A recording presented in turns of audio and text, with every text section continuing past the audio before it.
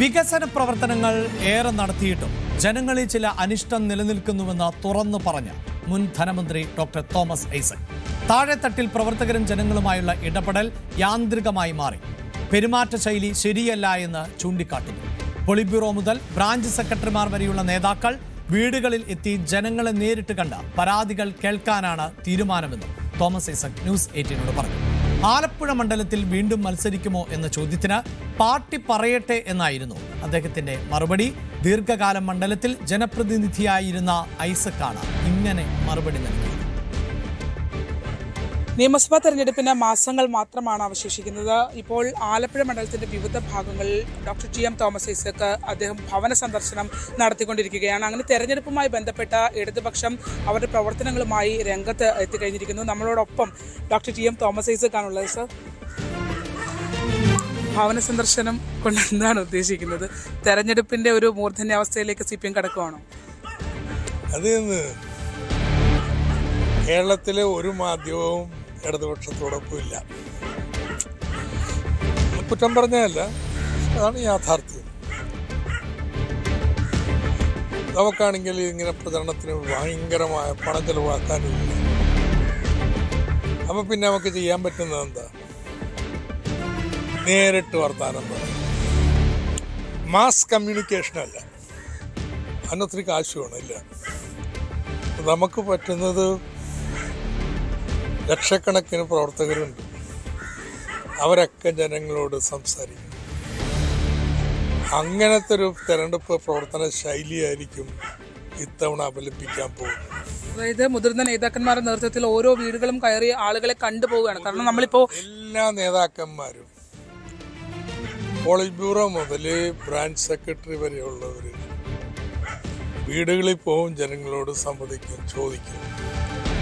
അവർക്കുള്ള പരാതികൾ, വിമർശനങ്ങൾ ക്ഷമാപൂർവം കേൾക്കും. അത് ഞങ്ങൾ ചർച്ച ചെയ്യും, പരിഹരിക്കാൻ പറ്റുന്നതൊക്കെ പരിഹരിക്കും. എന്നിട്ട് വീണ്ടും ആ വീടുകളിൽ ചെല്ലും, ഇതിങ്ങനെ ചെയ്തിട്ടുണ്ട്, അതില്ലെങ്കിൽ ഞങ്ങൾ ചർച്ച ചെയ്തിട്ട് ഇങ്ങനെ ചെയ്യും. ഏതൊക്കെ ഇടങ്ങളിലാണ് സാർ ചുമതലയുള്ളത്? ഏതൊക്കെ ഇടങ്ങളിലാണ് ചുമതലയുള്ളത് ഇത്തരത്തിലൊരു ഭവന സന്ദർശനം അടക്കമുള്ള കാര്യങ്ങളിൽ? ഇപ്പോൾ ഇവിടെയൊക്കെ നമ്മുടെ മത്സ്യമേഖലയിലെ പാവപ്പെട്ടവർ തെങ്ങി പാർക്കുന്ന സ്ഥലമാണ്. ഇത് സാറിന്റെ സ്ഥലമായിരുന്നു. ഇത് സാറിന്റെ സ്ഥലമായിരുന്നു. ആലപ്പുഴ മണ്ഡലമാണ്. അവർക്ക് ഒരാൾക്കും സർക്കാരിനെ കുറിച്ചൊരു പരാതിയില്ല. ഇതുവരെ അങ്ങനെ സർക്കാരിനെ കുറിച്ചൊരു മോശം ഒരാളും പറയാനില്ല. എല്ലാവരും പെൻഷൻ കിട്ടിയാൽ വളരെ സന്തോഷം. സ്ത്രീ സുരക്ഷയ്ക്ക് സഹായത്തിന് അപേക്ഷിക്കുന്നുണ്ട്. കുട്ടികൾക്ക് നല്ല സ്കൂളാണ്. തൊട്ടപ്പുറത്ത് ചെട്ടിക്കാട് 70 കോടി രൂപയുടെ കോസ്റ്റൽ ആശുപത്രിയാണ് വരുന്നത്. അതിലൊക്കെ ഹാപ്പി. നമ്മൾ ചോദിക്കും, ഇത്രയൊക്കെ ആയിട്ട് എന്താ നമ്മളോടൊരു അനിഷ്ടം? എന്താണ് അതൊരു അനിഷ്ടം ചോദിക്കുക? അതിനങ്ങോട്ട് തെളിച്ചങ്ങോട്ട് പറയണില്ല. എങ്കിലും നമ്മൾ ചോദിക്കുമ്പോൾ ചിലർ പറയും, നിങ്ങളുടെ ഈ പെരുമാറ്റം ശരിയായില്ല.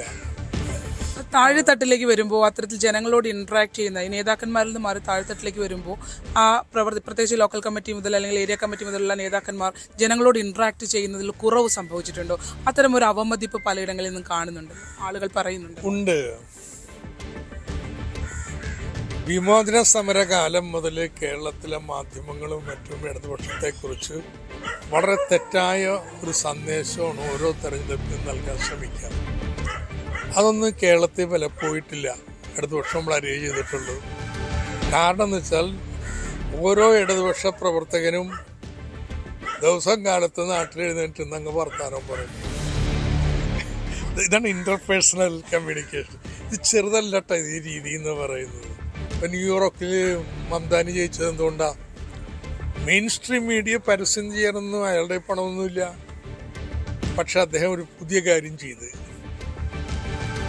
10,000-കണക്കിന് സന്നദ്ധ വോളണ്ടിയേഴ്സിനെ റിക്രൂട്ട് ചെയ്ത് ആവേശം കൊള്ളിച്ച് അവരോരോ വീടും കയറി. അതാണ് അവിടുത്തെ മറിച്ചത്. അതവിടെ പുതുമയാണ്. അമേരിക്കയ്ക്ക് പതിവില്ലാത്തൊരു കാര്യമാണ്. അവിടെ എല്ലാവരും മാസ് കമ്മ്യൂണിക്കേഷനും ഉള്ളൂ. കേരളത്തിൽ ഞങ്ങൾക്കൊരു പുതുമയില്ല, പണ്ട് ചെയ്യണ കാര്യം. ഇടക്കാലത്ത് കുറച്ച് ഇത് ശോഷണം വന്നു. നിങ്ങൾ പറഞ്ഞത് ശരിയാണ്. അതൊരു യാന്ത്രികമായി നമ്മൾ നോട്ടീസ് കൊടുത്തിട്ട് പോരണു, ഇരുന്ന് വർത്താനം പറയാം. ഇടപെടലിൽ കുറവുണ്ടായി. ഇടപെടലിൽ കുറവുണ്ടായി. പണ്ടാണെങ്കിൽ നാട്ടിൽ കല്യാണം ഉണ്ടെങ്കിൽ അല്ലെങ്കിൽ മരണം ഉണ്ടെങ്കിൽ ഒരു ആവശ്യം വീട്ടിലുണ്ടെങ്കിൽ അവിടെയൊക്കെ നിന്ന് നമ്മൾ പ്രവർത്തിക്കും. ഇന്നിപ്പോൾ അങ്ങനത്തെ ഒരു ആവശ്യവും ഇല്ലാത്ത പ്രശ്നവും ഉണ്ട് കേട്ടോ. എല്ലാം പാവപ്പെട്ടവരാണെങ്കിലും ഒരു ഇവന്റ് മാനേജ്മെന്റ് ഏൽപ്പിച്ച് കാര്യങ്ങൾ ചെയ്യുന്ന ഒരു രീതിയിലേക്കൊക്കെ വന്നു. അപ്പോൾ ഈ ഇടപെടലിൽ കുറവുന്നുണ്ട്. ആ കുറവ് നികത്താൻ പോവാണ്. ആ രീതിയിൽ തന്നെ ഇറങ്ങാനാണ് ഉദ്ദേശിക്കുന്നത്. അതുകൊണ്ട് പോളിറ്റ് ബ്യൂറോ മുതലുള്ള എല്ലാ നേതാക്കന്മാരും ഇറങ്ങി വീട് കയറും. ഇതാദ്യ റൗണ്ട്. ഇപ്പൊ കിട്ടുന്ന അഭിപ്രായങ്ങളെല്ലാം കേട്ടിട്ടത് അതിനോടുള്ള പ്രതികരണങ്ങളൊക്കെ തയ്യാറാക്കി കുടുംബയോഗം വിളിച്ച് നിങ്ങൾ ഇങ്ങനെയൊക്കെ പറഞ്ഞല്ലോ, അതിന് ഞങ്ങൾ ഇങ്ങനെയൊക്കെ ചെയ്യാൻ പോണെന്ന് അപ്പോഴേ പ്രസംഗിക്കത്തുള്ളൂ കേട്ടോ. ഇപ്പം നമ്മൾ പ്രസംഗിക്കണില്ല, പറയണൊക്കെ കേൾക്കാന്നുള്ളതാണ്. അപ്പം ആദ്യമൊക്കെ പേടിയാണ്, പറഞ്ഞ പോലെ അനിഷ്ടം ഉണ്ടാവും എന്നൊക്കെ. അതൊക്കെ ഉണ്ടാവും, അങ്ങനെയുള്ള വികാരങ്ങൾ ആളുകൾ പ്രകടിപ്പിക്കുന്നുണ്ട്. ഉണ്ടാവാതിരിക്കും, നല്ല കാര്യമായി ഒരു പ്രശ്നവും ഇല്ല. സഹായം വോട്ട് മാത്രം തന്നില്ലല്ലോ. അപ്പം അതുകൊണ്ട് കുറച്ച് നേരം ഇരുന്ന് വർത്താനം പറയേണ്ടി വരും. ഓപ്പൺ ആകുന്നുണ്ടോ ആളുകൾ? ഓപ്പൺ ആകുന്നുണ്ട്. പിന്നെ ഞാൻ പോയ പല സ്ഥലങ്ങളിലും ആൾക്കാർ ചിലർ വളരെ നിശിതമായ വിമർശനമൊക്കെ ലോകകാര്യങ്ങളെ കുറിച്ചൊക്കെ നമ്മളോട് പറഞ്ഞു. ഭൂരിപക്ഷേ കൊച്ചു കാര്യങ്ങൾ നമുക്ക് പരിഹരിക്കാൻ പറ്റുന്ന കാര്യങ്ങൾ. അപ്പം അത് മൈൻഡാക്കണില്ല എന്നുള്ളൊരു തോന്നൽ വരുമ്പോഴാണ് പ്രശ്നം. നമ്മൾ മൈൻഡ് ചെയ്യണം. ആലപ്പുഴയിൽ നിന്ന് മുതിർന്ന ആളുകളാണ് ജി സുധാകരൻ, തോമസ് ഐസക്കും ഒക്കെ. ഇത്തവണത്തെ തെരഞ്ഞെടുപ്പിലേക്ക് ആലപ്പുഴക്കാർ ആഗ്രഹിക്കുന്നുണ്ട്. എന്തായിരിക്കും അവസ്ഥ? ഇതൊക്കെ നമ്മുടെ നമ്മുടെ ശൈലി വേറെയാണ്. പാർട്ടി പറഞ്ഞ പാർട്ടി പറയട്ടെ, പാർട്ടി തീരുമാനിച്ചോളൂ. ആലപ്പുഴക്കാർ ചോദിക്കുന്നുണ്ട് തോമസ് ഐസക് എവിടെ? ഒരു കുറവും ഇല്ല കേട്ടോ പാർട്ടിയുടെ നേതാവ്. അപ്പുറം വല്ലം വേണമെങ്കിൽ പാർട്ടി തീരുമാനിച്ചോളൂ. പക്ഷെ ആലപ്പുഴക്കാർ ചോദിക്കുന്നുണ്ട് സർ തോമസ് ഐസക്. ആയിക്കോട്ടെ, പാർട്ടി തീരുമാനിക്കും. എന്താണ് നിങ്ങൾക്ക് എന്ത് തോന്നുന്നു? ഇപ്പൊ ഐസക് സാറുമായിട്ട് വീണ്ടും ഒരു തെരഞ്ഞെടുപ്പ് പ്രവർത്തനത്തിലേക്ക് ഇറങ്ങിയിരിക്കുകയാണ്. അതല്ല പാർട്ടിയല്ല തീരുമാനിച്ചത്, നമ്മൾ എന്തിനും തയ്യാറാണ്. എന്ത് ആലപ്പുഴ അല്ലെങ്കിൽ ആലപ്പുഴ ജില്ലയിലേക്ക് എവിടെയെങ്കിലും ഒക്കെ ഇത്തരമൊരു കടന്നുവരവും നിങ്ങൾക്ക് ആഗ്രഹിക്കുന്നുണ്ടോ? മുതിർന്ന നേതാക്കന്മാരുടെ ഒരു കടന്നുവരവ് ഇവിടെ ആഗ്രഹമല്ലല്ലോ. പാർട്ടിക്ക് ചില ലക്ഷ്യങ്ങളുണ്ടല്ലോ, അതനുസരിച്ച് പാർട്ടി പറയുന്നതെല്ലാം നമ്മുടെ പ്രവർത്തനം ചെയ്തിരിക്കും. വീടുകളൊക്കെ കയറിയിട്ട് എങ്ങനെയുണ്ട് അവസ്ഥ? ഒരു പ്രതികരണമാണ്, പക്ഷേ അഭിപ്രായവ്യത്യാസങ്ങളുണ്ട്. അഭിപ്രായവ്യത്യാസങ്ങളുണ്ട്, അതെല്ലാം പരിഹരിച്ച് പാർട്ടി മുന്നോട്ട് പോകും. ഇപ്പോൾ ഇവിടുത്തെ ഒരു ഭവന സന്ദർശനം എങ്ങനെയാണ് നിങ്ങൾ ഉദ്ദേശിക്കുന്നത്? അല്ല, എത്ര വീടുകൾ എങ്ങനെയാണ് കയറാൻ ഉദ്ദേശിക്കുന്നത്? കയറാനെന്ന് നമ്മൾ കയറി ഇറങ്ങി വീട്ടിലിരുന്ന് സംസാരിക്കാനാണ്, അവരുടെ മനസ്സ് തുറന്ന് സംസാരിക്കണം. അങ്ങനെ സംസാരിച്ചിട്ട് വേണം പാർട്ടിയുള്ള തെറ്റിദ്ധാരണകൾ മാറ്റിയാണ് പോകുന്നത്. ചിലയിടങ്ങളിൽ അപ്രതീക്ഷിത തിരിച്ചടി തദ്ദേശ സ്വയംഭരണ തെരഞ്ഞെടുപ്പിൽ ഉണ്ടായല്ലോ. ഇവിടെയൊക്കെ ഇല്ല, ഉണ്ടായിട്ടുണ്ട്. അത് നമ്മുടെ പ്രവർത്തകരുടെ കുഴപ്പമാണ്. പ്രവർത്തകർ നല്ല രീതിയിൽ പ്രവർത്തിക്കാത്തതിൻ്റെ കുഴപ്പമാണ്. അത് നിങ്ങൾ ഈ നിയമസഭാ തെരഞ്ഞെടുപ്പിൽ അതിന് മാറ്റം ഉണ്ടാകുമെന്നാണ് പ്രതീക്ഷ? തീർച്ചയായിട്ടും ഉണ്ടാവും. അതിനുള്ള ഒരു പ്രാരംഭ പ്രവർത്തനങ്ങൾ. അവർ ആവേശം തുടങ്ങിയോ? നല്ല ആവേശം. അതാണ് അവർ പറയുന്നത്. പ്രവർത്തകരും അങ്ങനെ തന്നെയാണ് പറയുന്നത്. പാർട്ടിയാണ് അന്തിമമായ തീരുമാനം കൈക്കൊള്ളുന്നത്. പക്ഷേ ആലപ്പുഴ മണ്ഡലത്തിന്റെ വിവിധ ഭാഗങ്ങളിൽ തോമസ് ഐസക് ഇപ്പോൾ ഭവന സന്ദർശനം നടത്തിക്കൊണ്ടിരിക്കുകയാണ്. അത്തരത്തിൽ എല്ലാ വീടുകളിലും കയറി ആളുകളെ കാണുക, പരമാവധി പ്രശ്നങ്ങൾ ചോദിച്ചറിയുക എന്നുള്ളത് തന്നെയാണ്. എന്തായാലും വലിയ ആവേശകരമായ ഒരു സാഹചര്യത്തിലേക്ക് ആലപ്പുഴയിൽ തെരഞ്ഞെടുപ്പ് പ്രവർത്തനത്തിലേക്ക് മുതിർന്ന നേതാക്കൾ വരെ എത്തി LDF കടക്കുന്നു എന്നുള്ളതാണ്. തീർച്ചയായും ഈ വാർത്ത റിപ്പോർട്ട് ചെയ്യുന്ന ശരണ്യ തന്നെ ഇപ്പോൾ ടെലിഫോൺ ലൈനിലുണ്ട്. ശരണ്യ, നമ്മൾ നേരത്തെ തന്നെ ഈ മുതിർന്ന നേതാക്കളിൽ പലരും ഇത്തവണ മത്സരരംഗത്തുണ്ടാകും, പ്രായത്തിന് ഇളവ് നൽകും, ടൈം വ്യവസ്ഥയിലടക്കം ഇളവ് നൽകും എന്നത് റിപ്പോർട്ട് ചെയ്തതാണ്. അപ്പോൾ തന്നെ തോമസ് ഐസക്കിന്റെ പേരും നമ്മൾ സൂചിപ്പിച്ചു കഴിഞ്ഞു. ഇപ്പോൾ ശരണ്യയുടെ ആ ചോദ്യത്തിന് അദ്ദേഹം അത് തള്ളിക്കളയുന്നില്ല. ആ സാധ്യത മുന്നിൽ നിൽക്കുകയാണ് ആലപ്പുഴയിൽ. കഴിഞ്ഞ ദിവസം നമ്മൾ ജി സുധാകരനടക്കം അമ്പലപ്പുഴയിൽ മത്സര സാധ്യത മുന്നിൽ വെച്ചതാണ്. അപ്പോൾ മുതിർന്ന നേതാക്കളുടെ പട്ടികയിൽ ഒരുപക്ഷെ തോമസ് ഐസക് ഉൾപ്പെടുവാനുള്ള സാധ്യത വളരെ കൂടുതൽ എന്ന് തന്നെയല്ലേ ഇപ്പോൾ അനുമാനിക്കേണ്ടത്? അഭിലാഷ, തോമസ് ഐസക് അരൂരിൽ മത്സരിക്കണമെന്നുള്ള രീതിയിൽ അരൂരിലെ പാർട്ടി ഘടകം തന്നെ നേരത്തെ ആവശ്യം ഉന്നയിച്ചിരുന്നു എന്നുള്ളത് നമ്മൾ റിപ്പോർട്ട് ചെയ്തിരുന്നു. പിന്നാലെയാണ് അദ്ദേഹം ആലപ്പുഴ മണ്ഡലത്തിൽ ദീർഘകാലമായി അദ്ദേഹം പ്രവർത്തിച്ചിരുന്ന ആലപ്പുഴ മണ്ഡലത്തിൽ ഭവന സന്ദർശനം അടക്കമുള്ള കാര്യങ്ങളുമായി തോമസ് ഐസക് രംഗത്ത് വന്നത്.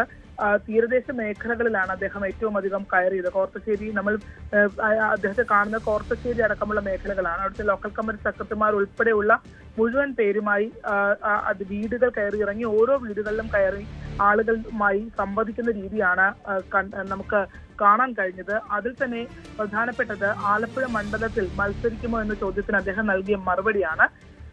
പാർട്ടി പറയട്ടെ എന്നായിരുന്നു തോമസ് ഐസക് അതിന് നൽകിയ മറുപടി. അതായത് പാർട്ടി പറഞ്ഞാൽ മത്സരിക്കാൻ തയ്യാറാണ് എന്നുള്ളത് തന്നെയായിരുന്നു അദ്ദേഹത്തിന്റെ ഒരു രീതിയിൽ നിന്ന് നമുക്ക് മനസ്സിലാക്കാൻ കഴിയുന്നത്. പക്ഷേ ഞങ്ങളുടെ പാർട്ടി മറ്റൊരു രീതിയിലാണ്, അത് പാർട്ടി പറയട്ടെ, പാർട്ടി പറഞ്ഞാൽ എന്നുള്ള രീതിയിലാണ് അദ്ദേഹം അത് വ്യക്തമാക്കിയത്.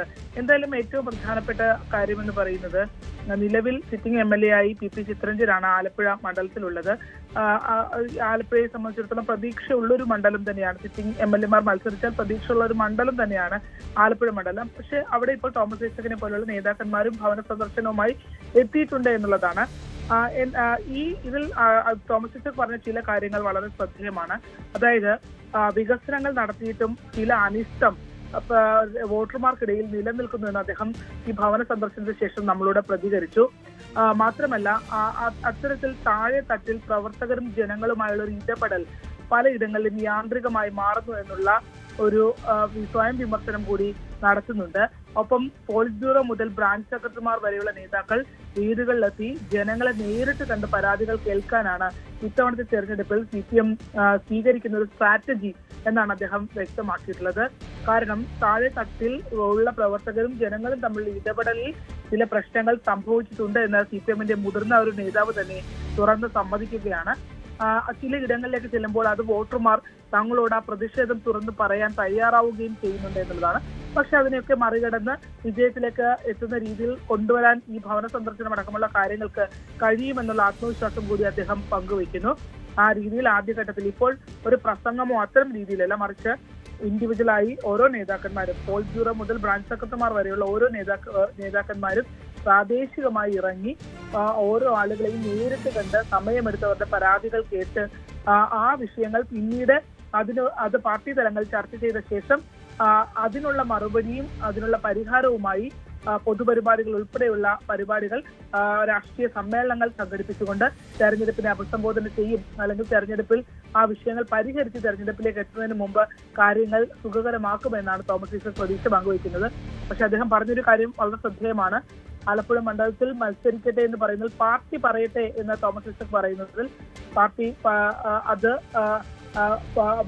അദ്ദേഹം അതിന് തടയുന്നില്ല എന്നുള്ളതും യാഥാർത്ഥ്യമാണ്. യെസ്, എന്തായാലും തോമസ് ഐസക് മത്സരിക്കുവാനുള്ള സാധ്യത അദ്ദേഹത്തിന്റെ പ്രതികരണത്തിൽ തന്നെ വ്യക്തമാകുന്നു. നമ്മൾ നേരത്തെ തന്നെ ഈ വാർത്ത റിപ്പോർട്ട് ചെയ്തതാണ്. അതിൽ കുറച്ചുകൂടി ആധികാരികത കൈവരുന്ന മറുപടിയാണ് ഉണ്ടായിട്ടുള്ളത്. പക്ഷേ തെരഞ്ഞെടുപ്പ് രാഷ്ട്രീയത്തിൽ ഒരു പക്ഷേ അവസാന നിമിഷങ്ങളിൽ പോലും സ്ഥാനാർത്ഥികൾ മാറി മറിഞ്ഞേക്കാം. കൂടുതൽ വാർത്തകൾക്ക് News 18 Keralam YouTube channel subscribe ചെയ്യുക.